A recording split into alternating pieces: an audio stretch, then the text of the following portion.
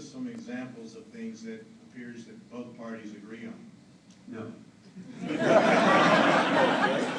you say environment, I've got to share with you that this is something you may not be aware of. Most people aren't, that the Senate is different than the House. In the Senate, you specialize. Each senator is on 2 standing committees.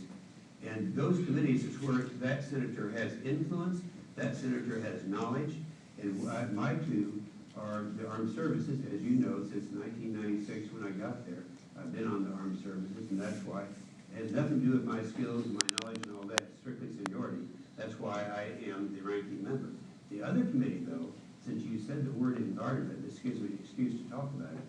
The other committee is the Environment and Public Works Committee. And I call this poetic justice. I would deviate a little bit here. In the real world, and it's something that a lot of people don't realize, I spent 25 years in the real world. I was a builder and developer. I did a lot of things in South Texas. I found that there I was making fortunes, losing fortunes. I was doing the things that Americans are supposed to be doing, expanding the tax base, doing all those good things.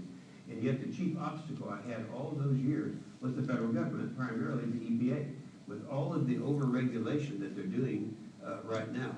Now, the poetic justice is, I ended up, when we were a majority, chairing the committee called Environment and Public Works, which has jurisdiction over the EPA, the very bureaucracy that tried to put me out of business for 20 years. So that's poetic justice. Now, so that my other interests, I have 2 other interests along with, I'll cover this very briefly, but I know you'd be interested in this, on things that are happening. 3 of the worst things that are happening under this administration, ones we've talked about and will continue to talk about the military.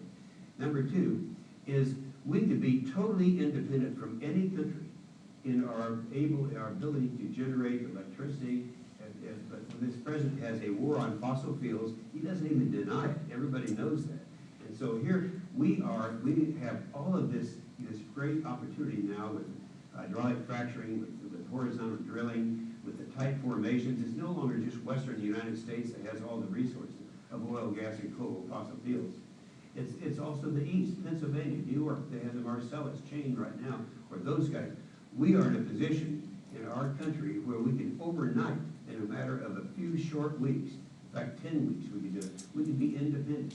But the problem is, while we've had this huge growth of 40% in all of the drilling around this country by private people or by states, the federal government, and under Obama, he won't allow that to take place. We've actually had a 7% reduction, where we've had a 40% increase. So that's the other area that, to try to overcome this thing. This is a national security issue for us to not be dependent upon the Middle East for our ability to fight a war. And the third thing that I concentrate on is in that second committee, having to do with the over-regulation. There are a few people in here, if I were talking to the chamber group, anyone who has a company, or the ag people, the farmers, if you talk to the Oklahoma Farm Bureau, they'll tell you the biggest problem they have is the over-regulation by the EPA. Much more important than anything in the Farm Bill. So my excuse for saying that was you said the word environment. And by the way, I can remember, from a partisan perspective, I can remember people always saying, well, the NRA and the gun people and all, they support Republicans. Yeah, they do.